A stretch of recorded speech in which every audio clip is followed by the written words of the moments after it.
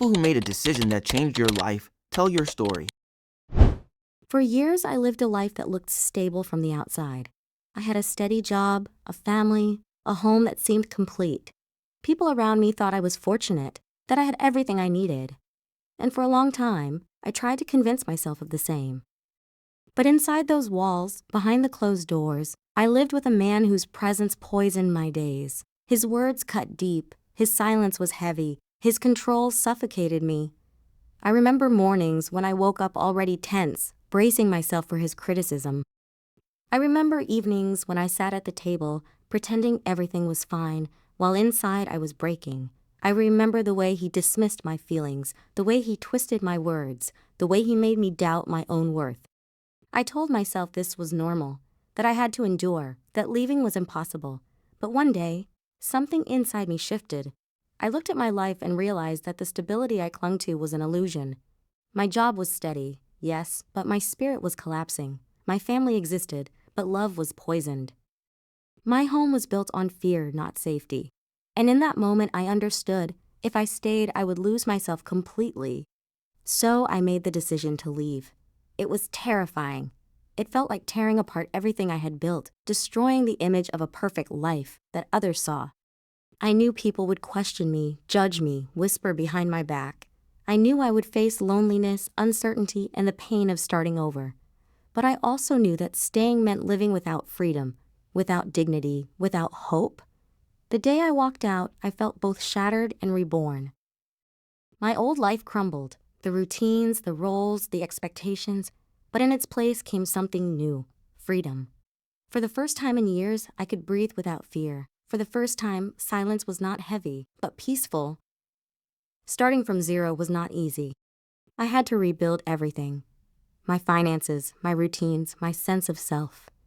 There were nights when I cried, wondering if I had made a mistake, if I was strong enough to survive alone. But each morning I woke up and reminded myself, I chose freedom. I chose myself. I began to discover parts of me that had been buried.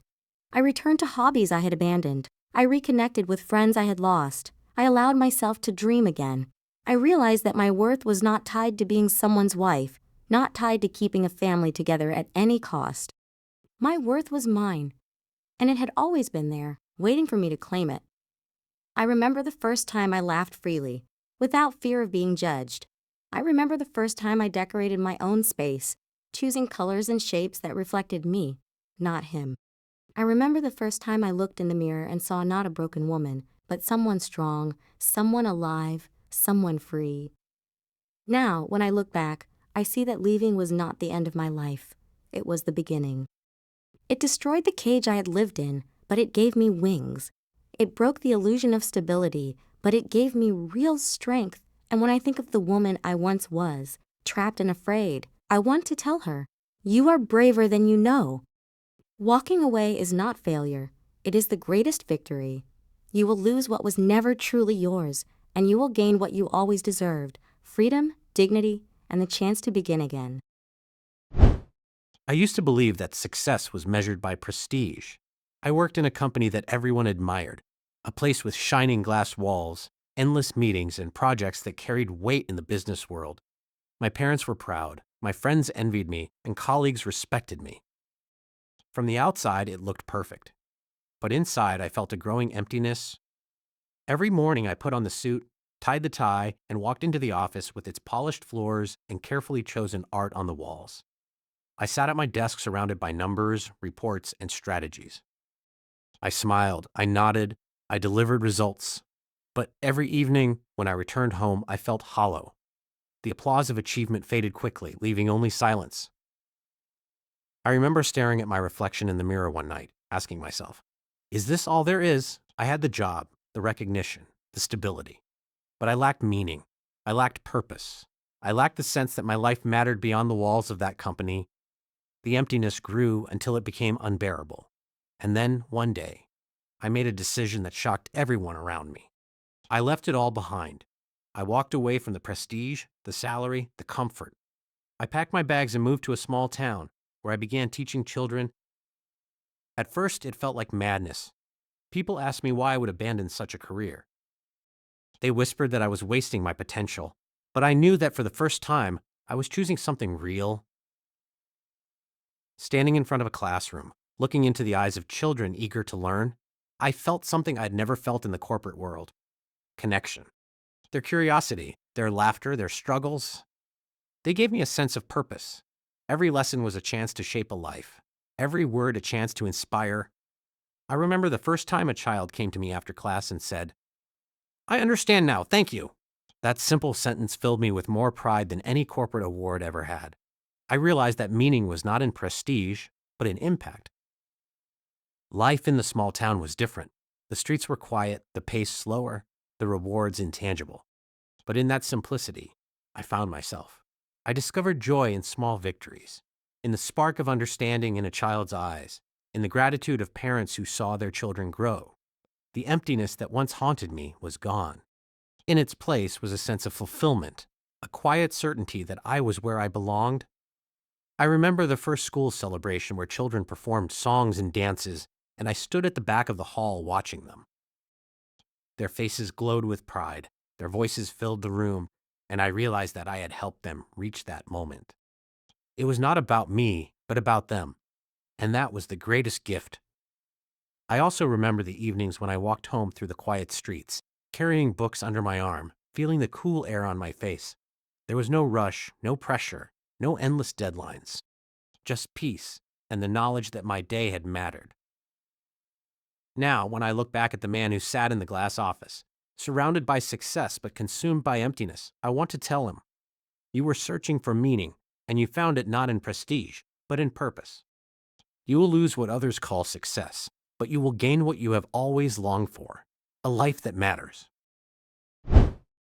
My parents always believed they knew what was best for me. They spoke of security, of stability, of a future where I would never have to worry. To them, that future meant marrying a wealthy man. They insisted that comfort and status would protect me from hardship, that money was stronger than love, that a good match was the only path to happiness. I remember evenings when my mother described the kind of husband I should have: successful, respected, someone who could provide. My father nodded in agreement, his voice firm. Love fades, but money stays. I sat there silent, but inside I was screaming. I wanted more than comfort. I wanted more than a gilded cage. I wanted love, freedom, and the chance to build my own life. As a teenager, I dreamed of independence. I imagined traveling, working, creating something of my own. I imagined waking up each morning with purpose, not with the weight of someone else's expectations. But those dreams felt dangerous in a household where obedience was valued more than individuality. When the time came, my parents tried to arrange my future. They spoke of a man with wealth, with influence, with everything they thought I should want. They told me it was the sensible choice, the safe choice, the only choice. But I looked at that path and saw emptiness. I saw a life without love, without meaning, without me. So I refused. I chose another way. I chose to walk into uncertainty rather than into a loveless marriage. I chose to build my own life, even if it meant starting from nothing. At first, it was terrifying. I had no guarantees, no safety net, no promises of comfort. I worked tirelessly, sometimes struggling to make ends meet, sometimes questioning if I had made a mistake. But each day I reminded myself I was free. I was living my own life, not someone else's plan. I remember the first time I paid my own rent, the first time I stood in a small apartment that was mine alone. It wasn't luxurious, but it was filled with something priceless: independence. I remember the first time I made a decision without asking permission, the first time I felt the weight of responsibility and the thrill of freedom. There were nights when loneliness pressed heavily on me, when I wondered if my parents had been right, when I feared that love might never come. But even in those moments, I knew I had saved myself from a life where my heart would have been silent. And then, slowly, love found me. Not the kind of love my parents imagined, built on wealth and status, but real love, tender, imperfect, alive. It came when I least expected it, and it reminded me why I had chosen this path. By refusing to settle for a life without love, I had given myself the chance to find happiness that was genuine. Now, when I look back, I see that my decision saved me. It saved me from a life where my dreams would have been buried, where my soul would have been trapped. It gave me the chance to discover who I was, to build a life that mattered, to find joy that was real. And when I think of the young woman I once was, standing against her parents' wishes, afraid but determined, I want to tell her, you were right to choose yourself. You were right to walk away. You will struggle, but you will survive, and one day you will find the happiness you always deserved. I grew up in my hometown believing it was the center of the world. The streets were familiar, the people recognizable, the rhythm of life steady and predictable. There was comfort in that familiarity, but also a quiet fear, the fear of leaving. For years, I told myself that staying was safer, that the unknown beyond those borders was too frightening.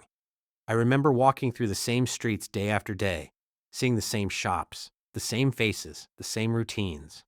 I knew every corner, every shortcut, every sound of the town. But I also knew that nothing ever changed. Opportunities were scarce, dreams felt too big for such a small place, and the future seemed like a repetition of the past. As a teenager, I dreamed of leaving. I imagined the lights of bigger cities, the energy of new people, the possibilities waiting somewhere else. But each time I thought about it, fear stopped me.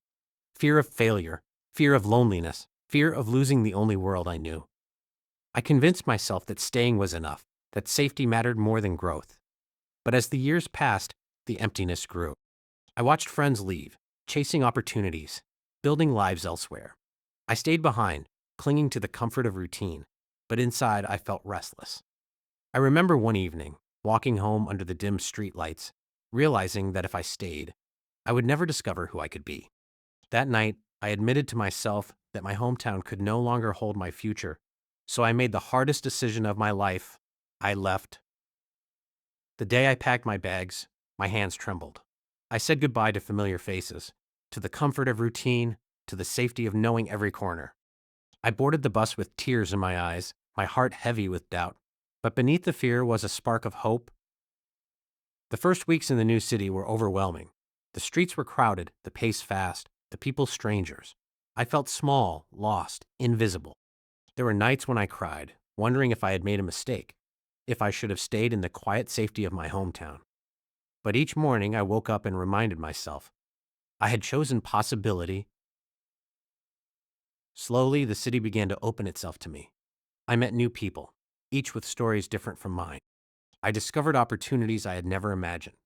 Jobs, projects, friendships. I learned to navigate the chaos, to find beauty in the noise, to see freedom in the unknown.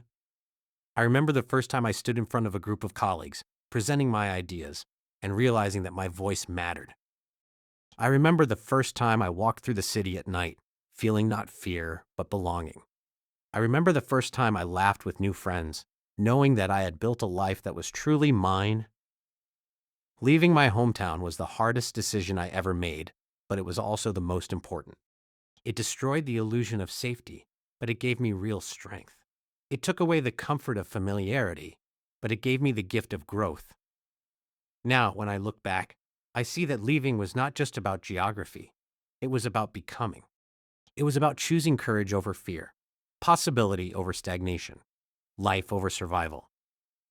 And when I think of the person I once was, standing in that small town, afraid to leave, I want to tell him, you will be scared, you will doubt, you will cry. But you will also grow. You will discover. You will live. Leaving will hurt, but it will save you. And one day you will thank yourself for choosing freedom. I once believed that love could survive anything. I trusted, I gave, I built my life around someone I thought would never betray me. But then came the day when truth shattered everything. His betrayal was not just an act. It was a wound that cut through my heart, my dignity, my very sense of self. I remember the moment I found out. The silence in the room was deafening, the air heavy, my hands trembling. My mind raced between disbelief and rage, between sorrow and numbness. I wanted to scream, to demand answers, to rewind time. But all I could do was stand there, broken. After the shock came the choice. I had to decide, forgive or leave. Forgiveness meant staying, pretending, trying to rebuild trust that had been destroyed. Leaving meant tearing apart the life we had built, facing loneliness, starting over from nothing. Both paths were painful, but only one offered freedom. I chose to leave. It was the hardest decision I ever made, Walking away felt like tearing out a piece of myself. I cried for nights, wondering if I had made a mistake, wondering if I was strong enough to survive alone. But deep down, I knew staying would mean living in a lie, and I refused to build my life on deception. The first weeks were unbearable. I woke up in an empty bed, the silence pressing against me. I walked through rooms that felt hollow, filled with memories I wanted to erase. I doubted myself, questioned my worth, feared the future. But each day, I reminded myself I had chosen truth. Slowly, pain turned into strength. I began to reclaim my life piece by piece. I returned to hobbies I had abandoned. I reconnected with friends I had lost. I allowed myself to dream again. I realized that betrayal had not destroyed me. It had freed me. I remember the first time I laughed without guilt, the first time I looked in the mirror and saw not a victim, but a survivor. I remember the first time I made plans for the future without fear of lies. Those moments were small, but they were victories. There were nights when loneliness pressed heavily on me, when I wondered if I would ever find love again. But even in those moments, I knew I had saved myself from a life where my heart would have been silent. And then came the gradual rediscovery of myself. I began to notice the little things. The way morning light filled my kitchen. The way music sounded when I played it just for me. The way silence could be peaceful instead of heavy. I realized that freedom was not only about leaving him, it was about finding myself again. I also began to see strength in my scars. Betrayal had hurt me, but it had also taught me resilience. It had shown me that I could survive loss, that I could rebuild, that I could stand alone. And in that realization, I found dignity. Now, when I look back, I see that leaving was not just about ending a relationship, it was about choosing myself. It was about refusing to live in a world of half-truths, about demanding honesty, about building a life where love means trust, not betrayal. And when I think of the woman I once was, standing at that crossroads, afraid and broken, I want to tell her, you will hurt, you will cry, you will doubt, but you will also rise. Leaving will break you, but it will also save you. And one day, you will thank yourself for choosing a life without lies. As a child, I dreamed of music. I remember sitting on the floor of my small room, holding a cheap toy guitar, pretending it was real. I imagined myself on a stage, lights shining, people listening, my songs filling the air. Music was not just sound to me. It was freedom. It was identity. It was the language of my soul. But life had other plans. My family struggled, and dreams were considered luxuries.